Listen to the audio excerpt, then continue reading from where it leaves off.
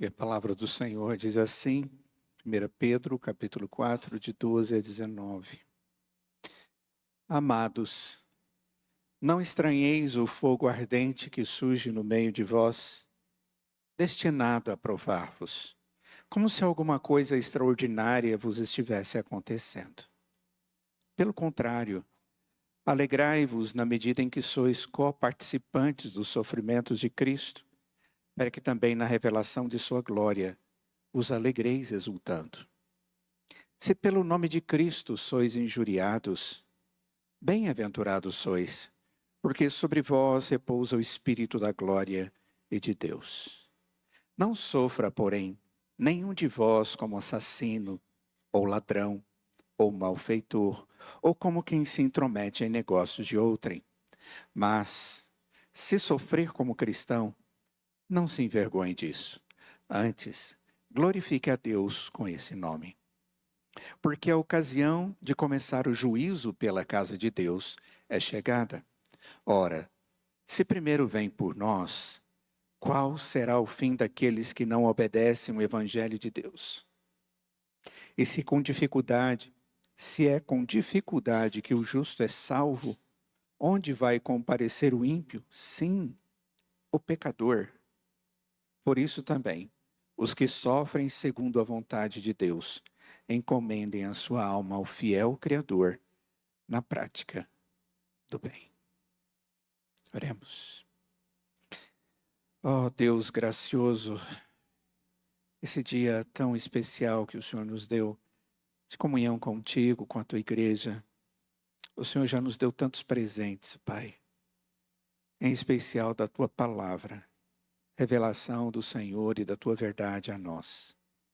E agora que vamos meditar na tua palavra mais uma vez, ó Deus, abra nossa mente, o nosso entendimento, ilumina-nos para que possamos discernir este grande desafio do Senhor, ou de ter prazer nas próprias tribulações ou nos sofrimentos, porque cremos em Ti e amamos o Teu nome, e vivemos em meio a um mundo que não Te conhece, e que persegue e que odeia aqueles que amam a Ti. Pedimos a Tua graça, e em nome de Jesus é que oramos. Amém.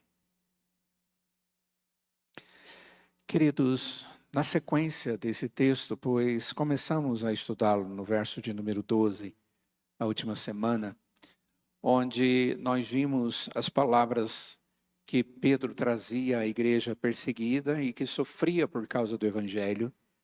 E ele traz algumas recomendações no verso 12, ele diz que a igreja do Senhor Jesus, a verdadeira serva do Senhor Jesus, ela não deve estranhar as dificuldades. Aqui ele chama de fogo ardente que surge no meio de vós. E ele nos mostra que esta situação de adversidade, ela tem um propósito na presença de Deus. Apesar de que o mundo deseja, de alguma forma, nos retirar da nossa vida com Deus, da nossa responsabilidade, do nosso amor, do nosso desejo de sermos fiéis ao Senhor e de defendermos a sua verdade e a nossa fé nele, o propósito de Deus não é de tirar-nos da sua presença, mas de provar-nos. E nós vimos que esta ideia de provação aqui é para que esteja Ele fortalecendo-nos naquilo que cremos. Para que Ele estivesse agindo na nossa vida, de tal forma que no agir do Senhor, fôssemos, como o apóstolo Paulo diz, mais do que vencedores. E olhamos na Escritura e nos próprios escritos de Pedro, nessa carta, onde ele fala mais de uma vez a respeito dessa realidade que o cristão vive. E ele diz, olha, para de ficar olhando para as dificuldades como se fosse coisa extraordinária, fora do normal. E ele está reenfatizando algo que ele já disse no capítulo 1, e que ele vai enfatizar no capítulo 5 também, de que nós vamos viver momentos onde teremos que defender a fé. E quando nós olhamos para a Escritura, nós vemos que o que Deus diz é que isso vai se tornar cada vez mais presente na nossa história como igreja do Senhor Jesus. O quanto mais se aproxima a volta de Cristo. Hoje, o que nós vamos observar é Pedro, na sequência do texto, nos trazendo alguns porquês, algumas razões pelas quais os cristãos devem compreender, e mais do que isso, ao invés de reclamar, se angustiar, se desesperar diante das dificuldades da vida cristã no mundo incrédulo, nós devemos nos alegrar. E é exatamente essa expressão que nós encontramos no início do verso de número 13, quando ele diz, pelo contrário, alegrai-vos. Pelo contrário, alegrai-vos. E a alegria, segundo aquilo que ele nos diz aqui no texto, é na medida em que sois coparticipantes dos sofrimentos de Cristo Jesus. E ele trará para nós aqui algumas razões pelas quais, ou porquês, da nossa alegria cristã. Bem diferente daquilo que talvez o mundo possa entender que está fazendo, Deus diz que passar dificuldades por ser um cristão verdadeiro não é para Deus e para o cristão motivo de tristeza. É motivo de alegria. Parece que é um contrassenso. Essa cultura cristã, ela realmente é diferente dessa cultura onde nós vivemos, de um mundo que não conhece a Cristo Jesus.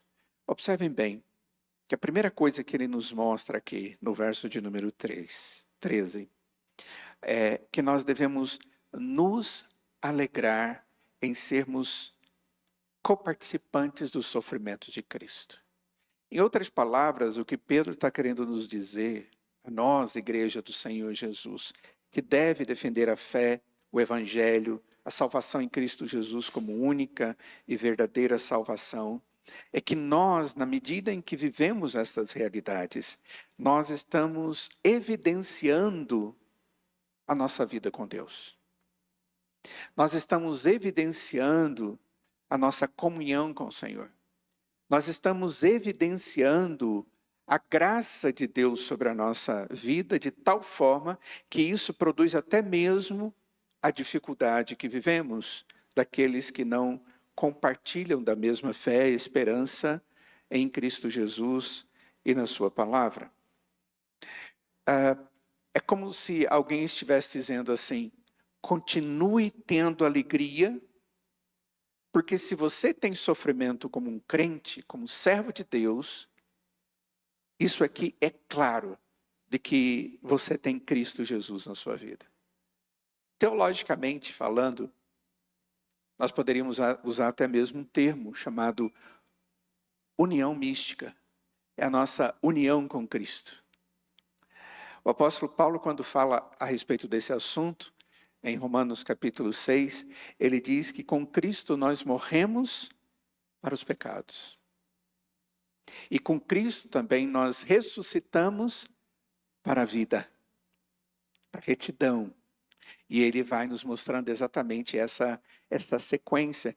Em Cristo nós temos a nossa vida mortificada para aquilo que não glorifica a Deus. E aquilo que não glorifica a Deus na nossa existência é o pecado e os frutos dele. Tanto na nossa vida, como na vida de outras pessoas, na medida em que o nosso pecado atinge a vida das outras pessoas, e isso verdadeiramente ocorre. O que Pedro está nos dizendo é que eu preciso ter alegria nos sofrimentos, porque o próprio Senhor Jesus sofreu por ser servo, e servo sofredor. Ser aquele que sofreu até a morte para cumprir o propósito do Pai. Daquele que sofreu todas as coisas. A Escritura diz que ele foi tentado em todas as coisas, mas jamais pecou. Jamais cometeu nenhuma infração. Jamais atingiu a Deus e a sua justiça, a sua pureza, a santidade de Deus. Ele, como um homem encarnado, ele mostrou exatamente o que significa passar por todos os sofrimentos sem tirar os olhos do propósito do Pai para a sua vida. E agora, Pedro diz, olha, Cristo nos chamou para sermos filhos à semelhança do que ele era. E quando nós agora sofremos pelo mesmo propósito, de vivermos em santidade, de vivermos segundo o propósito de Deus revelado na sua palavra, nós também vamos sofrer. Só que nós temos que entender que esta ideia de vamos juntos sofrer, ele chama de coparticipantes. Ou seja, nós estamos com Cristo, sofrendo aquilo que devemos sofrer. Em outras palavras, os meus e os seus sofrimentos não são somente nossos. Eles também são de Cristo Jesus. Isso é motivo de regozijar, diz Pedro, porque significa que nós estamos unidos a Cristo. E quem nos uniu a Cristo? Foi Ele. Quem nos levou à sua presença em intimidade? Foi Ele. Foi Ele, na medida em que nos escolheu na eternidade para sermos dele, nos elegeu para sermos o seu povo, Ele nos traz a sua presença e agora Ele nos sustenta nessa intimidade. E quando nós estamos sofrendo, o Cristo que habita em nós, Ele sofre conosco. Ele participa disso. E vai ficar muito mais claro no decorrer do texto que esse Deus é aquele que, quando estamos sofrendo, não só participa conosco do sofrimento, mas Ele nos habilita a viver como servos. Porque Ele sabe como isso é. E Ele aplica essa vitória através do poder dEle como verdadeiro Deus. Queridos, sofrer por causa da fé não é algo de desespero, como diz Pedro no verso de número 12. Eu não posso ficar espantado. Eu não posso ficar reclamando. Eu não posso nem mesmo questionar a Deus por causa disso. Pelo contrário, eu devo me alegrar, porque Cristo sofreu e a semelhança dele eu sofro. Como Cristo venceu a semelhança dele, eu tenho a esperança da vitória, porque Ele está comigo. Ser coparticipante com Cristo nos sofrimentos é entender que eu não estou sozinho nessa história. Não é incomum eu ter a oportunidade de conversar com alguns jovens que estão na faculdade, fazendo cursos superiores. E eles vivendo várias pressões e dramas pela ausência de fé na verdade de Deus contida na Escritura e como que as universidades têm tratado a fé daqueles que creem. Eles são meio que, a expressão que eu gosto de usar é atropelados. Existem expressões muito interessantes que eu poderia aplicar a essa situação que o cristão de uma maneira geral vive, mas o jovem nesse momento sofre bastante. Eles são desonrados, desprestigiados, tratados como tolos, ignorantes. Eles são tratados como pessoas de mente curta. Eles são tratados como pessoas que não têm a menor possibilidade de entender a ciência, porque ela é totalmente incompatível com a fé. Isso não é verdade. Certamente, isso não é verdade. Eu me lembro quando, conversando com um dos médicos que me atende, minha vida inteira, de um tratamento que eu faço já a vida inteira, e é periódico esse tratamento, e conversando a respeito desse assunto, e ele disse para mim que tinha muitas dificuldades, apesar de crer na existência de Deus, ser, segundo ele, temente a Deus, mas ele não conseguia compreender essa relação. E eu emprestei um livro para eles, de uma escritora cristã, uma cientista, trabalha numa universidade, que defende exatamente a fé diante da ciência. Ela não tem um livro só, mas uma sequência. E, na verdade, eu não emprestei, eu dei o livro para ele. Fiz uma dedicatória e dei. Na próxima visita, 6 meses depois, aquele médico, eu falei, e aí, leu o livro? Ele falou, muito interessante. Eu disse, opa, que ótimo. Você gostou? Ele disse, não. Eu disse, por que você não gostou? Ele disse, porque ela é desonesta. Eu disse, por que ela é desonesta? Ela é desonesta porque ela usa a experiência de algumas pessoas, e nem sempre essas experiências são testáveis. E segundo, ela cita a Bíblia. Ela cita a Bíblia. Só que em todo livro, os argumentos dela, quando cita as Sagradas Escrituras, é para mostrar exatamente o que nós podemos ver como verdade no mundo onde vivemos. Ela é excelente, uma excelente profissional. E ela trabalha dentro da universidade na área de pesquisa. Eu fico pensando como as pessoas têm uma predisposição em não aceitar a fé. Isso é da natureza humana. O caído não consegue entender. Ele não tem prazer na lei do Senhor. Por que ele não tem prazer na lei do Senhor? Porque a lei do Senhor, ela aponta a nossa fragilidade, mostra o nosso pecado. A lei do Senhor mostra a nossa vergonha. A lei do Senhor mostra exatamente que nós não temos a menor condição de resolver os nossos problemas. E é exatamente essa lei santa de Deus, que mostra a justiça de Deus, é que nos leva, através do Evangelho, à solução do nosso problema. A solução não está naquilo que fazemos, mas naquilo que Deus fez por nós, enviando o seu Filho Jesus para morrer em nosso lugar e perdoar os pecados que cometemos como ignorantes, como aqueles que agridem a Deus, incapazes, totalmente finitos, e que, se não for a graça de Deus, não será perdoado e terá a vida eterna. Nós vivemos num mundo que não aceita a fé. Nós vivemos num mundo onde, quando somos sofredores por causa da fé e a defesa da fé, jovem, igreja, seja na universidade ou em qualquer outro lugar, e quem sabe até mesmo dentro do seu contexto familiar, saiba que o Senhor está com você. Ser coparticipante com Cristo é saber que Cristo é coparticipante conosco. Lembre-se, vai de um lado para o outro.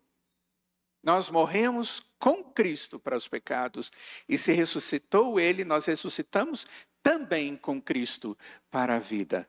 E esta é a vida eterna.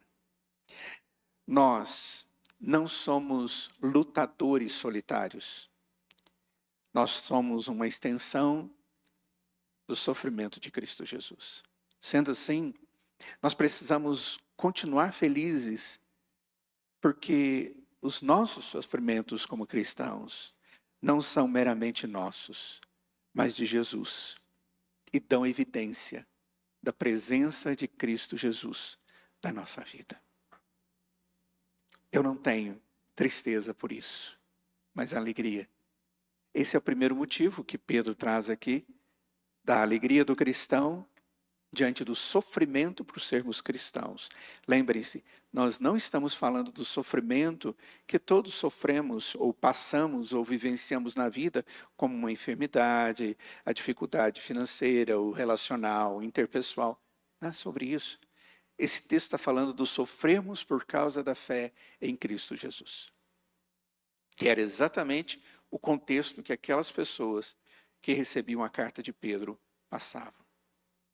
A segunda coisa que o texto nos mostra aqui é que nós devemos nos alegrar ou continuar tendo alegria, porque essa alegria, essa situação que vivemos diante da adversidade, até mesmo de alegria, ela vai nos fortalecer na certeza de que quando Cristo voltar, e Ele voltará em glória, nós estaremos nos regozijando com Ele da sua glória.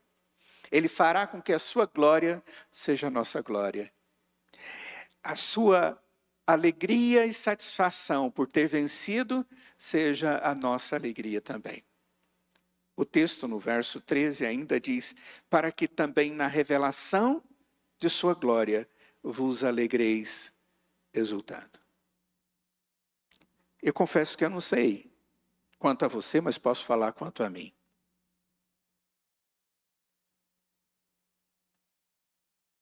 Você pensa no retorno de Jesus? Você aguarda a volta de Cristo? Essa é uma pergunta que às vezes nós não estamos tão prontos assim para falar, porque nem sempre nós estamos nos preparando para o retorno de Cristo Jesus. Às vezes nós jogamos isso para um futuro tão distante que nós dizemos, não precisamos nos preocupar. Ou nós não cremos nisso e nunca pensamos de maneira profunda a ponto de crer na importância disso. O Senhor Jesus trata esse assunto com tremenda seriedade. Quando nós vemos o Senhor Jesus nos últimos momentos com seus discípulos, ele fala muito mais do seu retorno do que a gente imagina. Se formos para os capítulos 24 e 25 de Mateus, nós vamos encontrar o Senhor Jesus falando especificamente do seu retorno. Nós temos que ser como aquele que está prontinho porque ele vem como ladrão. Ele está prontinho como aquele que vem buscar a sua noiva e ela tem que estar ataviada e pronta. E com a lanterna cheia de azeite e iluminando, para que ele possa saber o caminho e vir buscá-la. E nós sabemos que essa noiva é a igreja do Senhor Jesus. O Senhor Jesus mostra essa importância, dizendo que essa importância tem a ver de preparação, tem a ver com santidade. Eu me preocupo com a vida que Deus me deu, porque ela glorifica a Deus. E agora Pedro diz, olha, continue se alegrando, porque nós somos fortalecidos na certeza de que quando Cristo voltar na glória, nós vamos nos alegrar ainda mais, exultando. Essa tem que ser uma expectativa nossa. Conforme você compartilha dos sofrimentos de Cristo Jesus, continue se regozijando, para que também na revelação da sua glória, vocês possam ficar ainda mais exultantes. E ao contemplar Cristo, você possa exaltá-lo. Continue regozijando-se agora, para que você possa se alegrar eternamente. A igreja do Senhor Jesus é uma igreja que se regozija agora nos sofrimentos, porque ela sabe do que vem depois. Ela não é uma igreja que murmura por ser igreja. Ela não sofre nem murmura pelos sofrimentos que ela vive por ser igreja.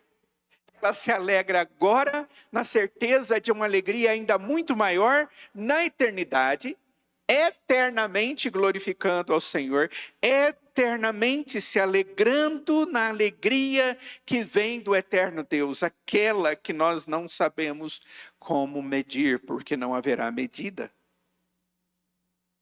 A nossa alegria agora, através do sofrimento, é o meio de alcançarmos nossa alegria eterna na glória. Semana passada eu dei o exemplo de um irmão missionário e depois uma pessoa veio conversar comigo. E me mandou uma mensagem e disse, olha, aquele exemplo que o senhor deu é verdadeiro? Eu falei, claro que é. Eu pensei mais no exemplo do que na mensagem toda. Eu falei, então, por favor, assista a mensagem toda. Mas ele quis conversar sobre aquele exemplo. E me permitam falar dele de novo. Aquele missionário tem nome. A sua esposa tem nome. Essa semana eles fizeram aniversário de casamento. Eles têm 3 filhos. Eles se preparam para ir para o campo missionário entre os muçulmanos. E agora chegou o tempo de... Veio mensagem para nós, olha, eles estão precisando de ajuda para terminar o sustento deles para irem, mas eles já estão prontos para ir. Quando ele foi conversar com a sua irmã a respeito da decisão para o campo onde eles iriam, aquele campo difícil, a irmã entrou em choque, não conseguia aceitar aquela ideia. E eu me lembro que eu mostrei para vocês da resposta que ela deu para ele, porque ela me falou sobre isso. Há pouco tempo atrás, ela disse, você acha que você está mais segura aqui do que nós estaremos lá? O mesmo Deus que cuida de você aqui, é o Deus que estará cuidando de nós lá. E os sofrimentos que nós temos que passar por sermos cristãos aqui, Deus tem um propósito para que passemos lá. E nós não vamos estar sozinhos.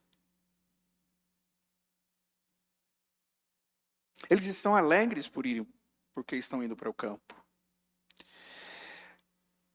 Uma coisa que fica clara nesse texto. Primeiro existe o sofrimento. Depois existe a glória.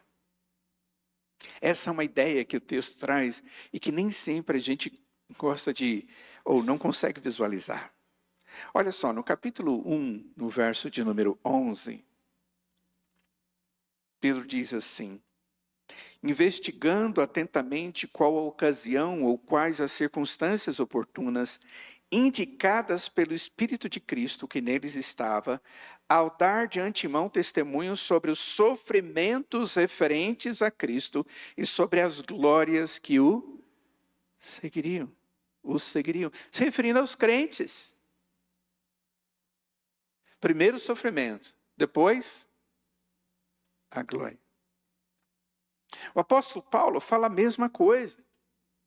Se nós formos lá em Romanos capítulo 8, no verso de número 17, Romanos 8, 17 diz, ora, se somos filhos, somos também herdeiros, herdeiros de Deus e co-herdeiros com Cristo. Se com ele sofremos, também com ele seremos glorificados. Percebam o sofrimento e logo depois a glória. Continua a mesma coisa. Esse é um ensinamento bíblico. Os servos de Deus passam por dificuldades. E a Escritura, em momento algum, vai dizer que a vida do cristão é sem dificuldades por causa da fé. Mas ao passar por isso, eu preciso entender que é o pré-anúncio da glória. E que nesse tempo agora, mesmo no sofrimento, eu devo me alegrar nele, porque eu tenho uma visualização da glória. E essa visualização é muito maior do que qualquer sofrimento que eu possa passar. É muito mais prazeroso e me sustenta a ponto de eu poder passar por tudo isso. Primeiro o sofrimento, depois a glória. Tanto para Jesus quanto para aqueles que estão unidos a Cristo Jesus, é exatamente assim que as coisas acontecem. Nós podemos ficar amargurados com a vida. Existem tantas situações. Nós podemos ficar amargurados com a dor que essas situações difíceis nos causam. Não estamos nos preparando para nos regozijar com a revelação da glória de Deus, de Cristo Jesus, muitas vezes. Porque nós simplesmente dizemos, nós ficamos amargurados e podemos ficar muito magoados com os sofrimentos por causa de Cristo. O que o texto bíblico está dizendo é, para com isso. Olha para algo maior. Cristo está com você. Os seus sofrimentos é com Cristo, coparticipante com Cristo. E segundo, algo maior do que os sofrimentos que você está vivendo hoje, está reservado para você a glória que vem de Deus, que Cristo conquistou para você. Regozije-se nisso. Terceira coisa que o texto nos fala, a respeito da alegria que devemos ter. Nós encontramos aí no verso de número 14, quando o texto vai nos falar, se pelo nome de Cristo sois injuriados, bem-aventurados sois. De novo, felizes sois, porque sobre vós repousa o Espírito da glória e de Deus. Nós temos que nos alegrar porque repousa sobre nós, porque Deus coloca sobre nós o Espírito dele. E é chamado Espírito de glória. E Deus descansa sobre a nossa vida. Ele vem sobre a nossa vida. A ideia aqui é dele colocar, a ideia de repousar sobre nós. É a expressão que está aqui. Repousa sobre nós o Espírito da glória, o Espírito de Deus. O que significa isso? Significa, querido, que na hora da provação existe consolo. Na hora da provação, existe consolação. Em grande sofrimento, em muitos sofrimentos que nós podemos e vivenciamos na terra, nós precisamos lembrar que Deus vem ao nosso encontro. Essa é a ideia. Quando estamos passando por alguma dificuldade, por sermos cristãos, por crermos em Cristo, e temos que aguardar segundo aquilo que Deus nos ensina, sendo fiéis a Ele. E em alguns momentos, irmãos, ser fiel à palavra de Deus, ao Deus da palavra, traz para nós peso, dificuldades. Eu não vou fraudar nisso, eu não vou mentir, eu não vou pegar o que não é meu, eu não vou roubar, eu não vou desvirtuar.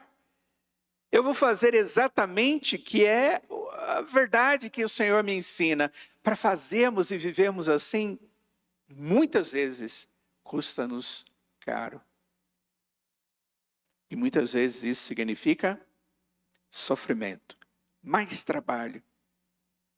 Em grandes momentos assim, temos que ser fiéis, devemos continuar. Porque nesse momento da dificuldade, eu posso ter certeza, Deus vem dos céus para estar comigo. É isso que está dizendo o texto. Vai repousar sobre você o Espírito de Deus, que é o Espírito de glória. Era algo que ele havia dito exatamente anteriormente. Mas se você é de Cristo, você precisa compreender que você vai ser capaz de suportar, porque Ele virá até você e vai cuidar de você, como seu Deus, o seu Senhor, o seu Salvador, o seu Libertador.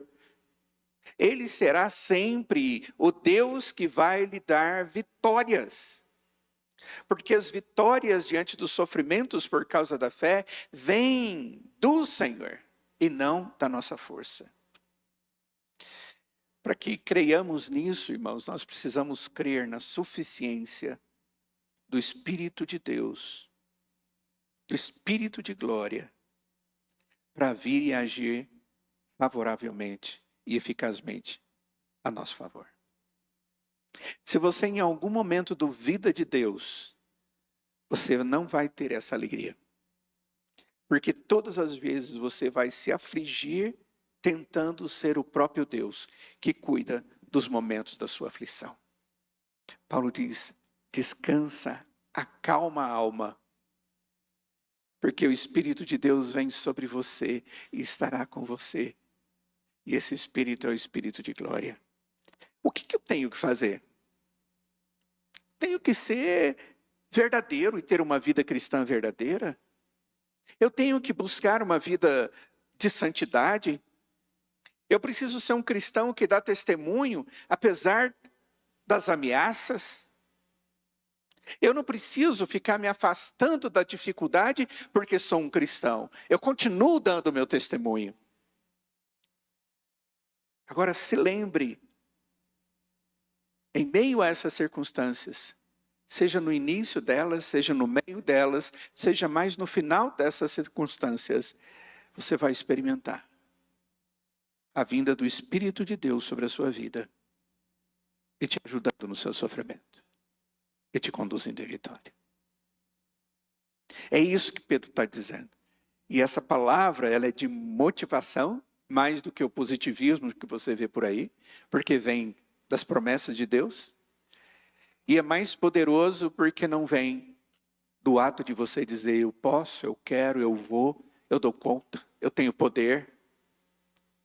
Vem do Deus que é eficaz e que faz todo o seu propósito cumprir-se na nossa vida, através do seu querer, o seu poder, para a glória dele e para o nosso bem. Quarta coisa que o texto nos traz, como motivo de alegria do cristão diante dos sofrimentos. Continue feliz, crente, diante dos sofrimentos, porque isso é motivo de glória a Deus.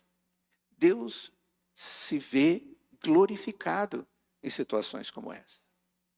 Verso de número 15 e 16 diz assim: não sofra, porém, nenhum de vós como assassino, como ladrão, como malfeitor, ou como quem se intromete em negócios de outrem. Eu não vou tratar sobre essas situações porque elas são notórias e compreensíveis facilmente por nós. Mas também o nosso propósito é falar da alegria. E no verso de número 16 diz: mas se você sofrer como cristão, não se envergonhe disso. Antes, glorifique a Deus com esse nome. Glorifique a Deus com o nome que Deus lhe deu de cristão. Glorifique a Deus pela realidade que você tem como servo de Deus, transformado pelo Senhor. O que é glorificar a Deus? Glorificar a Deus, querido, significa, através da minha vida, através dos meus atos, dos meus pensamentos, das minhas atitudes, reconhecer o Deus glorioso que está diante dos meus olhos, diante de mim, e fazer tudo intencionalmente para que ele seja glorificado. Ou seja, descartando tudo aquilo da minha existência que possa desprezar a glória de Deus. Em contrapartida, me esforçando e reconhecendo que esse Deus que está na minha presença é Deus de glória.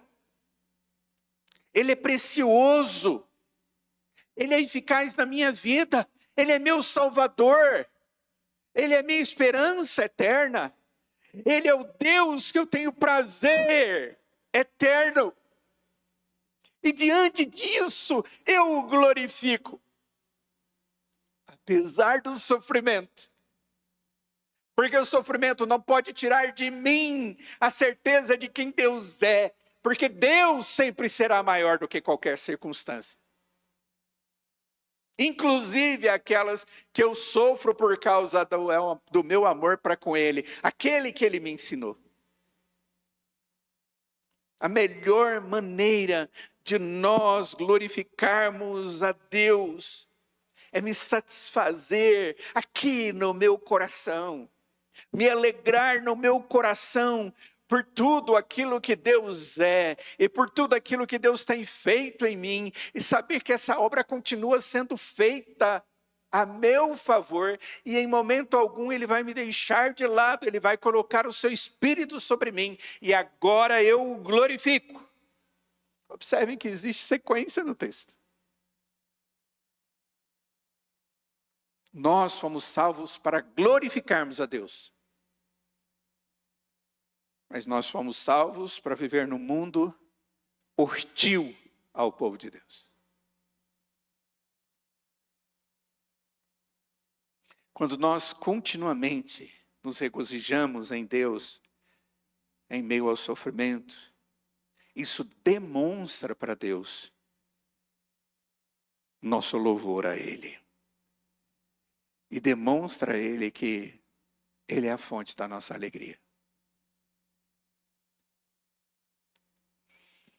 Quando eu falo a respeito disso, daria aqui um leque, e eu gostaria tanto de poder falar sobre isso agora, mas não vai dar. Contudo, qual é a sua alegria? Nós vivemos num mundo onde a alegria é comprar um apartamento novo. Já viram propaganda de apartamento? Venha ter uma nova vida, cheia de alegria e satisfação. Aí aparece, venha para o condomínio aqui, você vai ser feliz com a sua família. E aí você pega aquilo que você estava vivendo antes, e vai para um novo apartamento, e vai para um novo condomínio. E se não houver transformação no coração de vocês, vocês vão estar levando tudo aquilo que vocês eram. E o ambiente, ele não vai ser transformado de jeito nenhum, porque o ambiente é transformado com aquilo que nós somos e com aquilo que nós levamos. E com aquilo que Cristo é dentro em nós. É excelente termos oportunidades da vida e momentos de transição na vida, para que aquilo seja desafio na nossa vida. Para vivermos uma novidade. É uma motivação para nos levar àquilo, mas o lugar não é o lugar da alegria. A alegria de uma pessoa cristã, a alegria de uma família cristã, a alegria da igreja cristã é Cristo. Ser fiel a Cristo, amar a Cristo, servir a Cristo. A alegria de um cristão é glorificar a Deus com toda a intensidade. Essa é a nossa alegria, porque a nossa alegria é Cristo. E se nós perdermos as promessas de Cristo diante dos nossos olhos e a própria existência de Deus diante dos nossos olhos, nós não teremos nenhuma esperança, nenhuma alegria e nós seremos infelizes. Mas Ele é a nossa alegria. E o texto diz, continue se alegrando, porque apesar das perseguições, as pessoas quererem tirar tudo de você, e quem sabe tirar a sua vida. Naquela época os crentes eram mortos por causa da fé. A alegria desses crentes continuava, porque era Jesus Cristo. Eles podiam arrancar o corpo deles, maltratá-los, que a alegria continuava neles, Cristo Jesus. E é por isso que muitos não conseguiam entender os martirizados, que quando eram reunidos numa arena para que animais pudessem devorá-los, eles se ajuntavam no meio das arenas, se ajoelhavam, abraçavam uns aos outros e cantavam louvores e agradeciam a Deus pelo privilégio de sofrerem e serem coparticipantes dos sofrimentos de Cristo Jesus.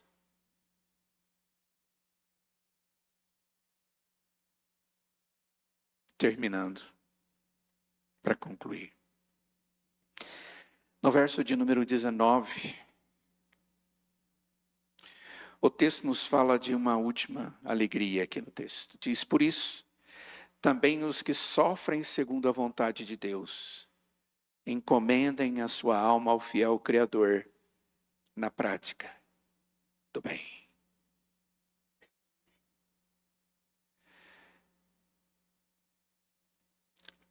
Uma coisa eu sei, e não é difícil de compreendermos.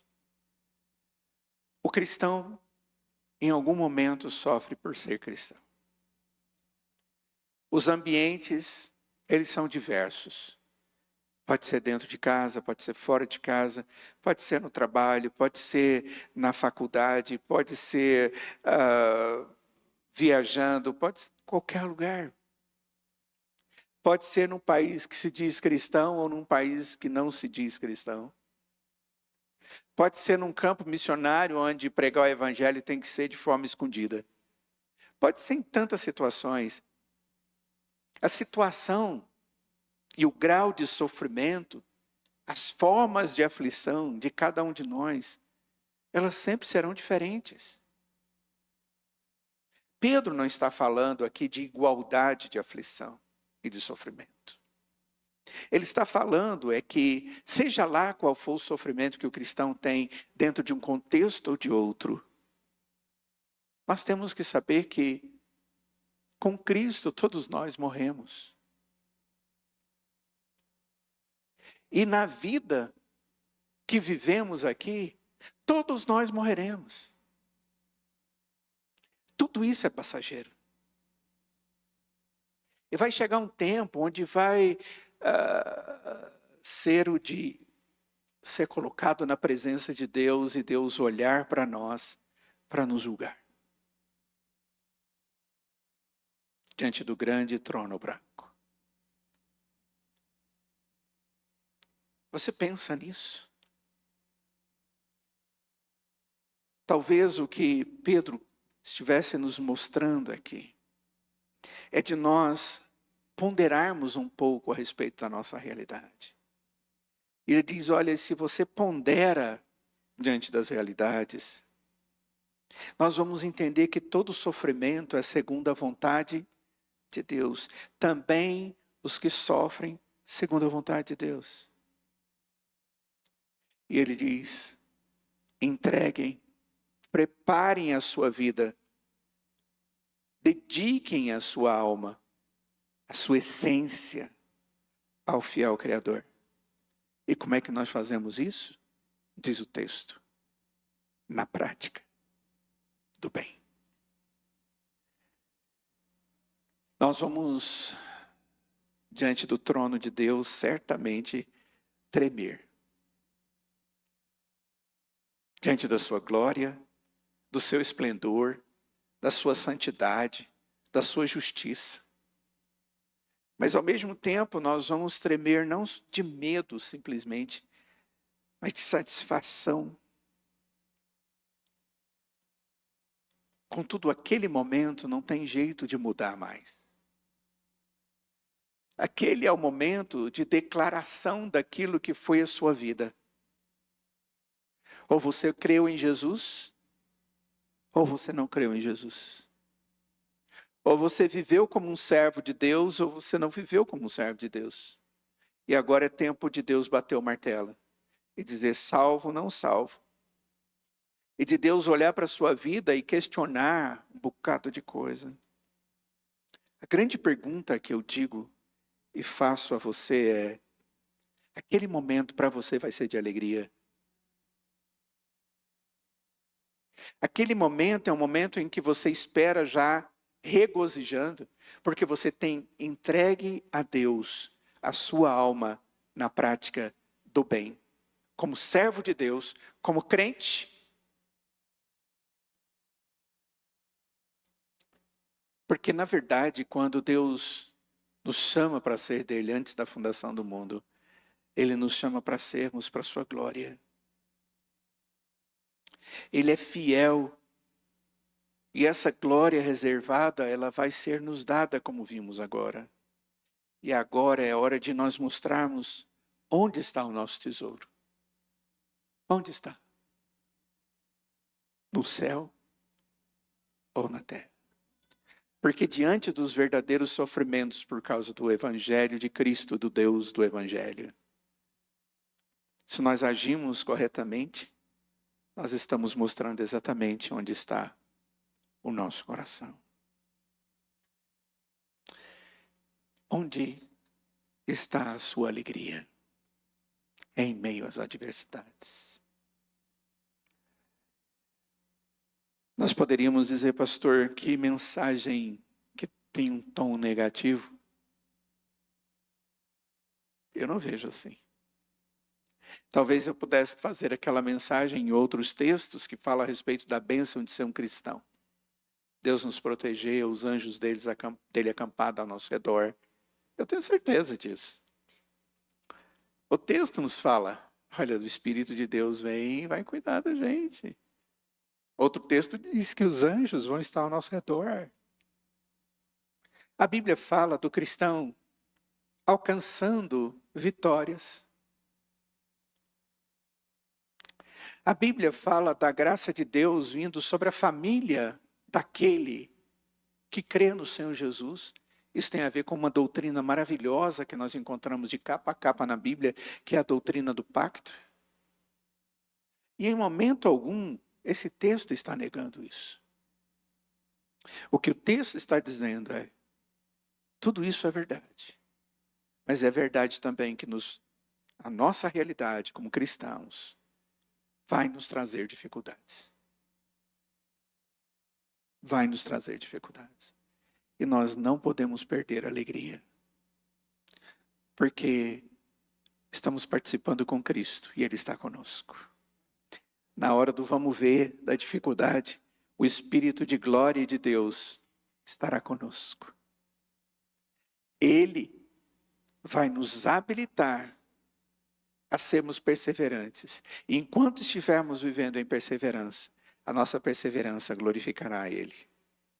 E finalmente, se nós vivemos uma vida como servos de Deus, em meio às dificuldades, encomendando a nossa alma ao Senhor, na prática do bem, Ele nos trará a glória eterna, como recompensa. Que o Senhor, na sua bondade, nos dê entendimento desta sua palavra, para a glória dEle, para o nosso bem e para o crescimento da igreja do Senhor Jesus. Vamos nos colocar de pé e vamos orar.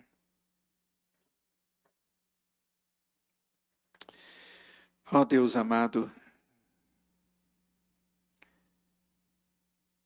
abra o nosso coração, Senhor, para que possamos perceber na nossa essência de que o Senhor está conosco, de que Teu Espírito habita no meio de nós. Que todas as promessas que nós encontramos na Escritura de um Deus que cuida do seu povo, que liberta, que abençoa, que salva, seja compreendido profundamente em nós, para que a nossa vida em meio às dificuldades não seja uma vida de murmuração, de tristeza, mas mantendo os nossos olhos nessas verdades que aprendemos agora, possamos ser felizes, sabendo que em Ti nós somos mais do que vencedores. Fortaleça a nossa fé, fortaleça-nos através da compreensão da Sua palavra. Tenha misericórdia de nós. Leva-nos em paz para os nossos lares, Pai. Nos dê uma semana agradável contigo. Em nome de Jesus é que nós oramos. E nós imploramos, ó Deus, que a graça do Senhor Jesus, que o amor de Deus o Pai, que a comunhão e as santas consolações do Espírito Santo de Deus esteja sobre cada um de nós hoje e para todo sempre.